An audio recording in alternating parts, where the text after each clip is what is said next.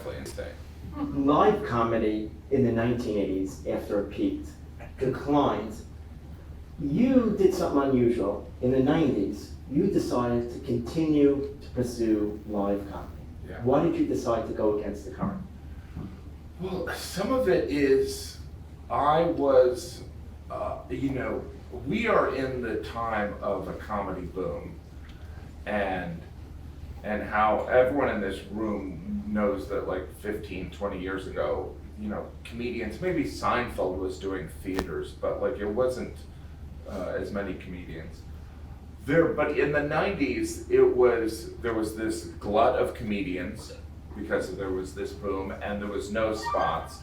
So I used to joke around and say, being a stand-up is like as useful as being a phonograph repairman.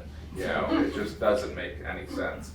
But it was something I enjoyed. And I think honestly, it's like in my early 20s, my mother died when I was 23, and that was kind of one of those things where I think I was a relatively compliant kid, where it was like, do this, like study finance, do all these things, and it wasn't necessarily a rebellion, but like I think the